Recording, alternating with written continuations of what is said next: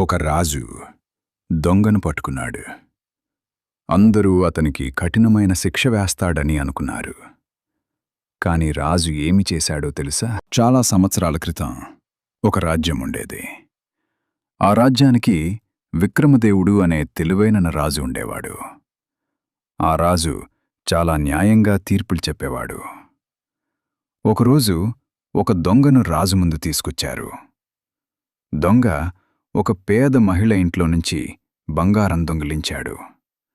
అందరూ అనుకున్నారు, ఇప్పుడే రాజు అతనికి కఠినమైన శిక్ష వేస్తాడు. రాజు కొద్దిసేపు ఆలోచించాడు. తర్వాత ఆశ్చర్యకరమైన తీర్పు చెప్పాడు. ఈ దొంగకు 10 బంగారు నాణేలు బహుమతిగా ఇవ్వాలి. అందరూ షాక్ అయ్యారు. మంత్రి కూడా అడిగాడు, మహారాజా, దొంగతనం చేసిన వాడికి బహుమతి ఎందుకు? రాజు నవ్వుతూ చెప్పాడు, ఇంకా తీర్పు పూర్తి కాలేదు.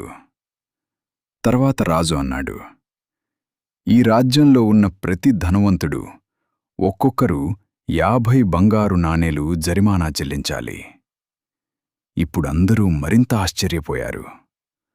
మంత్రి మళ్ళీ అడిగాడు, ఇది ఎందుకు మహారాజా? రాజు ప్రశాంతంగా సమాధానమిచ్చాడు, ఈ దొంగ తప్పు చేశాడు, కాని అతను ఆకలితో దొంగతనం చేశాడు. అయితే ఈ రాజ్యంలో ఉన్న ధనవంతులు తమ చుట్టూ ఉన్న పేదలను చూడకుండా ఆడంబరంగా జీవించటం కూడా తప్పే. ఒక మనిషి ఆకలితో దొంగతనం చేసే స్థితి మన సమాజం విఫలమైందని అర్థం. ఆ రోజు తర్వాత ఆ రాజ్యంలో ధనవంతులు పేదలకు సహాయం చేయడం ప్రారంభించారు. మరి ఆ దొంగ ఆ రాజు ఇచ్చిన అవకాశంతో తన జీవితాన్ని మార్చుకున్నాడు. అప్పుడు ప్రజలు అర్థం చేసుకున్నారు, నిజమైన రాజు అంటే శిక్షించేవాడు కాదు, సమాజాన్ని మార్చేవాడు.